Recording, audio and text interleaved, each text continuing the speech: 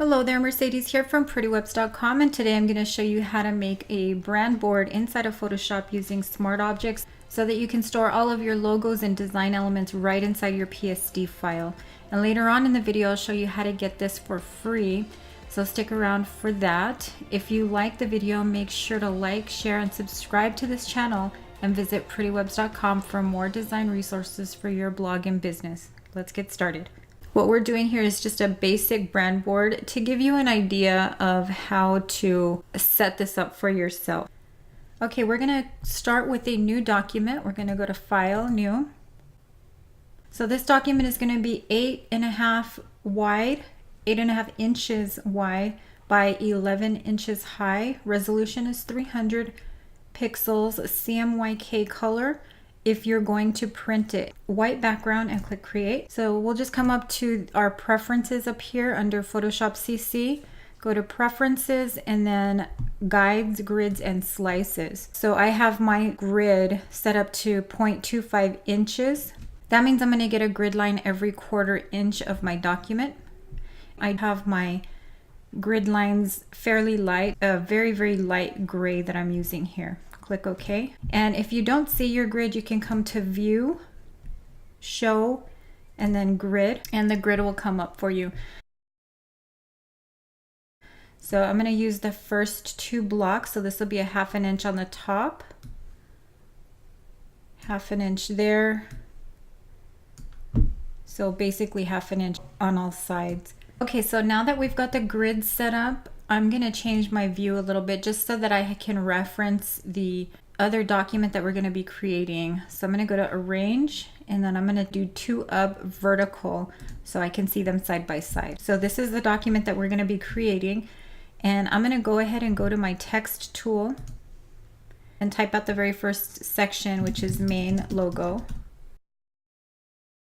And then I'll hold down the Option key and just copy that over here for the other side, which is going to be the alternate logo. T on the keyboard to get to my text tool. Highlight that and just change the words. Command and Return together will take you out of the current text layer. You'll still be in the text tool and you can place text somewhere else. But it will take you out of the layer, so you can add some more text here, and all it's doing is adding a new text layer up here. We're going to do this one submarks, and then Command and Return to get out of that. I'm going to add a line going through, so I'm going to go to the Shape tool and choose Line. My weight on this, I'm going to have it set to 10, and I'm going to change the fill color. Okay, and then I'm going to start here at this blue line, and I'm going to take it all the way across, holding the Shift key to make sure that it's straight, and then just let it go. V on the keyboard to move it up. I'm going to hold the Shift key and then just with my up arrow take it to the center there. Now the text is going to be 3 in from this side and 3 in from this side. Make sure that they're aligned. Just grab both of them, hold the Shift key, and grab these 2 layers. And if you're in the selection tool, letter V on the keyboard, you'll see this, and then these will come up as well. So you can just make sure that they're aligned properly. And they are. So now we're going to go back to that shape, and we're going to add a layer mask down here at the bottom of the layers panel. You can just click on that and that'll add a layer mask. Make sure the layer mask is selected. Press the letter B on your keyboard to bring up your brush tool. We just need a basic hard brush. We're gonna just mask this. Your black is gonna hide and your white is gonna reveal. So if your black is on top, that means that you're erasing or hiding like that. And then if I just press the letter X to bring up the white here. And if you have the white, it's going to reveal. Let me bump up that opacity all the way.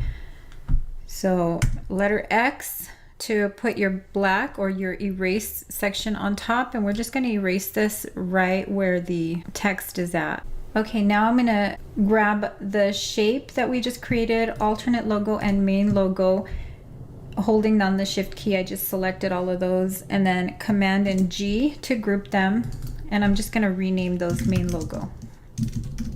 The submark, we're gonna do the exact same thing. We're gonna come to the line, and I'm gonna start it right here at this blue line, holding the shift key. I'm gonna take it all the way to the other side. Select that shape and the text, the submark text, and make sure that those are center aligned as well. And I'm gonna bring this up.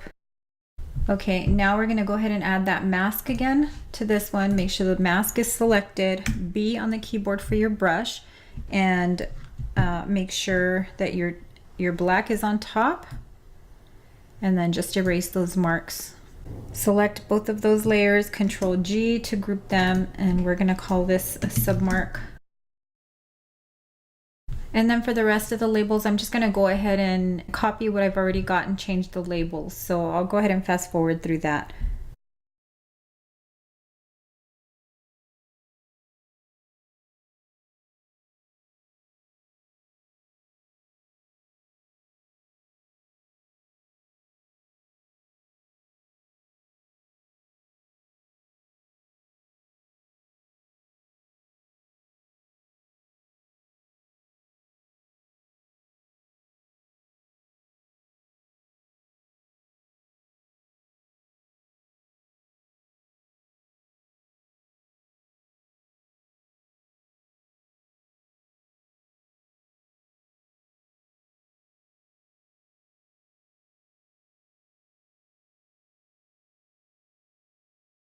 Okay, so now I've got all of my labels up on the screen, and I'm gonna go ahead and move them into position. So this first one, I'm gonna butt all the way up against that top margin line, and then I'm gonna start bringing the other elements in. So we will bring in where the logo is gonna fit. So we're gonna bring it, we're gonna leave it, give it a little bit of room here, and I'm gonna bring it 4 boxes by, I'd say about right there is good. What I should have done is added. We're gonna go ahead and leave, we're gonna move it in a little bit and leave a quarter inch on this side and 1/4 inch on this side. For this box, I'm gonna hold down my Option key, and I'm gonna do the same thing. Leave 1/4 inch on that side and 1/4 inch on that side, and make sure these two are aligned. And this is where our main logo and alternate logo are gonna sit. So this is our main logo, and this one is our alternate. Our submarks are gonna be a little bit smaller. So we'll have 3 of them, because you may not have 3 submarks. You may not have, you know, a logo and an alternate. It's important to have those things because you do wanna have a nice logo that will pop with a lot of color and for the web and for some print, but sometimes you're gonna need a logo that looks good in black and white as well. So just think about that when you're creating your logo or when you have your logo made, just in case you don't have 2 different types of logos or 3 different submarks. You can always arrange this and adjust it to fit your needs. But for us, we're gonna have 3 submarks. Okay, so I'm gonna grab this box again, and I'm gonna hold the Option key and drag that down. And I'm gonna make this a little bit taller and shrink it down a little bit. I think 8 is gonna be good enough, and then we have 5 down. Option, drag it over, and we're gonna have 3 boxes like this. So we're gonna align this one with the edge of the very top box. And this one we're gonna align with this box here. Grab all 3 of those.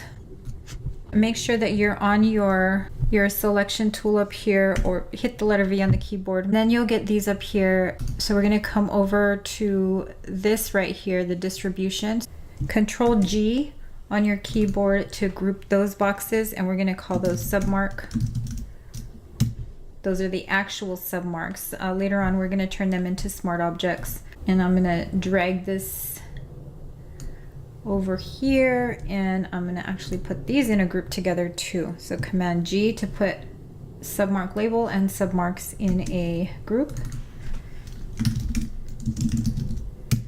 And we'll label those there. We should also do the same thing here with these. So we're gonna group the logos as well. So this is the main logo section. That way, if you need to move the entire thing up or down, you can do that easily. We're gonna move this color header down. We're gonna bring it just under this box right here. Give our top boxes a 1/4 inch of space here, and we'll put this header directly underneath. Make sure that it's centered. If you press Control A, it'll select the entire document, and if you have this selected, that way you can actually center it correctly. Command D to let that go. If you can see on this one right here, let me turn that grid off over there. If you can see on this this side, we have this main color, and then we have colors underneath it. If I move this over, you'll see that I have another box and then another box here. That is just a variation on our main color here. There will come a time where you're gonna need a shade lighter or a shade darker depending on the image that you're overlaying it on or the design that you're using it with. Okay, so we're gonna come back over here and we're just gonna make the first box. It's going to be 4 across and 4 down. Let me bring my grid back up here. Okay, that first color I had all the way up against this line right here. And I'm going to copy that and put another one there, and copy it and put another one right next to it. The center one needs to go on top. So this is going to be the color. This one right here is going to be lighter. So we'll go ahead and make that change now. Just double click on the layer. It'll bring up your color picker options, and we're just going to go slightly lighter. Click OK. Okay, so this is our main color. This is our light variation, and this is our dark variation. So we've already changed the light color. We're gonna change that dark color now. So we'll go ahead and grab this, double click it, and make sure that we have the right color. And then we're just gonna bring the shading down just a bit right there. Click OK. So I'm gonna grab all 3 of these and I'm gonna distribute them evenly just to make sure that we have them all aligned. I'm gonna group them and I'm gonna label it color 1. Select the entire group, Option or Alt on your keyboard, and we're just going to make copies of it. You don't have to select 5 colors. It's just the way this particular board is set up. But again, this is why you'll learn how to do this so that you can set up your own board. And I'm going to grab all of these colors, Control G on the keyboard. These are our colors. And then I'm going to grab the color label, Control G again, and we're going to group those as well. This is color. And then you can change these as needed. We're moving on to patterns and textures. We're going to bring this up right up against this line here, and we'll go ahead and add the boxes for the patterns and textures. So these boxes are going to be 6 across and 6 down. Okay, that's our first pattern. Letter V to bring up your anchors. Option key and drag it over, and we're going to do the same thing. Just bring it over to the texture side and do the same thing. So we're going to butt this one all the way up to the edge. And this will leave us a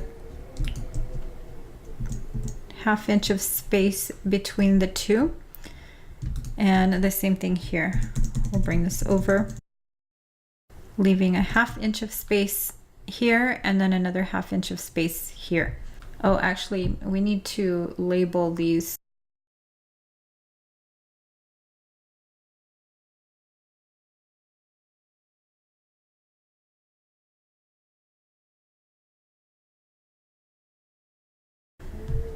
Okay, so next we're going to work on fonts, and this seems to be in a good position. I'm going to copy this here at the bottom. So I'm going to copy that and bring it over to the other side, paste it in there. And I'm gonna change, where are you? I'm gonna change this to about 61 for now. See what that looks like. Okay, so that looks okay. Now I'm just gonna hold down, with this text selected, I'm gonna hold down the Option key and then drag that up. Now here in the character panel, you have an option here to make them capital. So we're just gonna capitalize them here. And then we'll make the label for this. And I'm gonna add an underline here just to separate it from the text that's down here at the bottom. So we can do that here as well. The next thing that we need to do is go in to each one of these and create the smart object. So we're gonna, we have our logos here. So this is the alternate logo. Just right click and choose Convert to Smart Object. Do the same thing with the next one, Convert to Smart Object. And we're gonna keep doing this. So we just finished the main logo. I'm gonna do the submarks and I'm gonna go through and do this for the patterns as well. So I'm gonna speed through this part because it's exactly the same as what I just showed you.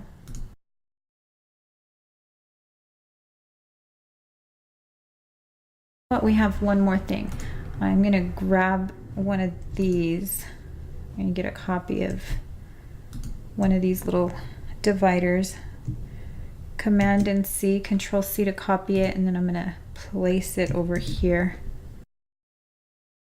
And I'm gonna go ahead and copy this again and place the divider line between the submarks and between the patterns and textures as well. So I will speed through that.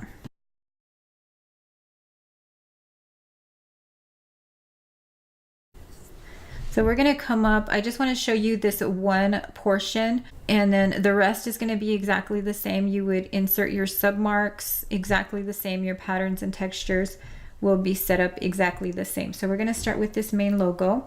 So you can see right here that we have this icon for a smart object. So all you have to do is double click and it's gonna open that up. And from here, we're just gonna go to File, Place Embedded, and we're gonna embed that logo there. Now I don't like the gray background here, so what I'm gonna do is add another layer and then just fill it with white. Zoom out a little bit because that white is not covering the entire canvas. We need to make sure that it covers everything. Okay, that's good. Close that, save it. Now we've got our main logo and we would just go in and do the same thing with the rest of them. Once you have this set up, all of this stuff is going to be in this one PSD file. So if you need to go grab that gold texture, you can easily come into your patterns here, go to textures, and we want to open up texture 1. And you can see it's fairly small right here. I'm going to zoom out. And you can see that this is a pretty large texture that we have in here. So if we wanted to move that over somewhere, we can do that easily. We can right click, duplicate the layer, and you're gonna get this pop-up box right here. And you have this section right here where it asks you what the destination is for this duplicate. And we're gonna choose Untitled because that's the last project that we were working on. Now this only works with documents that are currently open. So if you're trying to move it somewhere that's not open, it's not going to work. But if you have another document open and you want to copy this pattern into it, just select that document where you want to copy it to, click OK. And now when we go back to that Untitled document, we have that nice big texture in there. So I hope you can see how extremely helpful this will be. So I don't know about you, but for me, I seem to get really disorganized when I'm dropping things in the CC library. So I know that's a matter of keeping it organized and probably getting used to it, but I'm just a visual person and I like to see everything grouped together. I like to have all of my elements in one place. So Works for me, and you can also print this, make changes to it, send it over to your designer if you have one, so they have your logo, your colors, your patterns and everything on hand when they're getting ready to design something for you. If you'd like to get a copy of this project that we just created now, you can go over to PrettyWebz.com and it's going to be available in the PrettyWebz shop. Get more step-by-step tutorials by clicking on one of the videos on the screen right now. Don't forget to like, share, and subscribe. And until next time, thanks for watching.